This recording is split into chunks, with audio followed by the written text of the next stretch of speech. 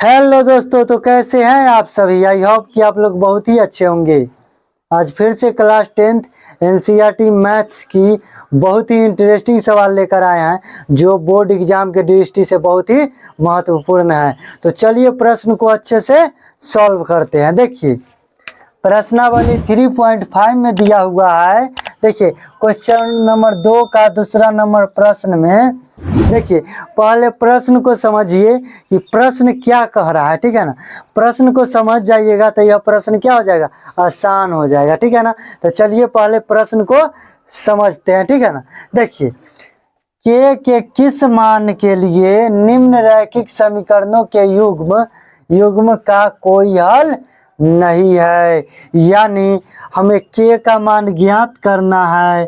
क्या करना है हमें, के का मान ज्ञात करना है और इसके जो हल होंगे से कोई हल नहीं है, क्योंकि पहले ही प्रश्न साफ साफ बोल दिया है कि इसका कोई हल नहीं है और हमें क्या करना है, के का मान ज्ञात करना है। तो चलिए ज्ञात करते हैं। ठीक है, पहले लिखेंगे क्या, पहले लिखेंगे हल।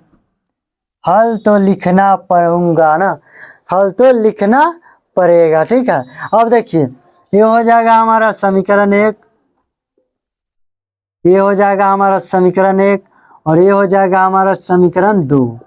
समीकरण 2 ये हमारा हो गया समीकरण 1 और ये हो गया हमारा समीकरण 2 हो गया। अब लिखेंगे क्या, a1 का मान, a1 का मान कितना हो जाएगा तो 3, b1 का मान कितना हो जाएगा 1 और c1 का मान कितना हो जाएगा 1। ठीक है, अब देखिए a2 का मान लिखिए तो कितना हो जाएगा 2k माइनस 1 और b2 का मान कितना हो जाएगा तो k माइनस 1 और c2 का मान कितना हो जाएगा तो 2k प्लस 1। देखिए हमने सभी का मान क्या किया, रख दिया। ठीक है ना, अब क्या करेंगे, देखिए इसमें साफ साफ क्या कह दिया है कि इसके जो रैखिक समीकरण के युग्म है जिसका कोई हल नहीं है। तो चलिए लिख देते हैं इसको, लिखेंगे चूंकि इसके कोई हल नहीं है, कोई हल नहीं है, नहीं है, इसके कोई हल नहीं है। तो इसके कोई हल नहीं होने के लिए नियम क्या है तो देख लीजिए, लिखेंगे इसलिए a1/a2 बराबर होने चाहिए b1/b2 के और b1/b2 बराबर नहीं होगा c1/c2 के। यह इसका क्या है, नियम। ठीक है ना, ये अगर a1/a2 बराबर है b1/b2 के तो ठीक है ना, और b1/b2 बराबर नहीं है c1/c2 के तो इसके कोई हल नहीं होंगे। और इसमें हमें क्या करना है तो k का मान ज्ञात करना है। तो चलिए मान पुट कर देते हैं। देखिए a1 का मान कितना है तो 3 है, a2 का मान कितना है तो 2k माइनस 1 है बराबर। अब देखिए b1 का मान कितना है 1 है, b2 का मान कितना है तो k माइनस 1 है बराबर नहीं है। अब देखिए c1 का मान कितना है तो 1 है, c2 का मान कितना है तो 2k प्लस 1 है। इसको लिखिए चाहे ना लिखिए कोई फर्क पड़ने वाला नहीं है, लेकिन हम लिख दिए हैं। ठीक है ना, अब देखिए ये तो बराबर है, ये नहीं है ना, ना ये तो बराबर नहीं है। ठीक है ना, तो ये दोनों को क्या कीजिए बराबर कर दीजिए और हम ये दोनों को बराबर करके के का मान ज्ञात कर लेते हैं। बिल्कुल ज्ञात कर लेंगे, देखिए कर लेते हैं। चलिए इधर करते हैं, ठीक इधर ही कर देते हैं। अब देखिए इसको क्रॉस गुना कर दीजिए, क्या कीजिए क्रॉस गुना कर दीजिए यानी तिरछा गुना कर दीजिए। ठीक है, तो चलिए कर देते हैं। तो 3 गुना क्या है k माइनस 1 बराबर बराबर कितना है 1 गुना क्या है 2k माइनस 1 कितना है 2k माइनस 1।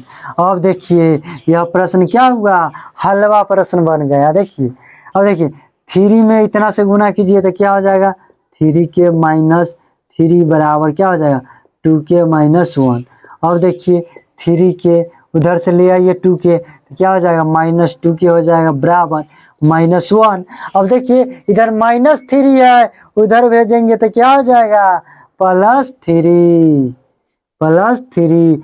अब 3 के में से 2 के जाएगा तो कितना के बचेगा? 1 के। तो लिख लीजिए के बराबर। और देखिए 3 में से 1 जाएगा तो माइनस का कम है तो क्या हो जाएगा? +2। हमारा के का मान क्या हुआ? आ गया। देखिए कितने अच्छे से, कितने बेहतरीन तरीके से हमने प्रश्न को सॉल्व कर दिया है, ठीक है ना। अगर अगर आप सभी को क्लास 10th एनसीईआरटी मैथ्स की अच्छी तरह से तैयारी करना चाहते हैं तो मेरे YouTube channel math study syndicate application को अभी ज्वाइन करें।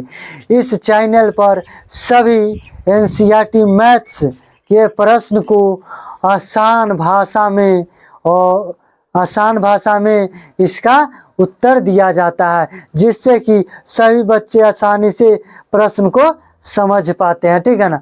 अगर आपको बोर्ड एग्जाम में अच्छे नंबर लाना है, अच्छे नंबर से पास होना है तो मेरे YouTube channel math study syndicate application को ज्वाइन करें, ठीक है ना। अगर वीडियो अच्छा लगा हो तो लाइक कर लीजिएगा, शेयर कर दीजिएगा और सब्सक्राइब कर दीजिएगा। तो क्या कहें, चलिए धन्यवाद, ठीक है ना।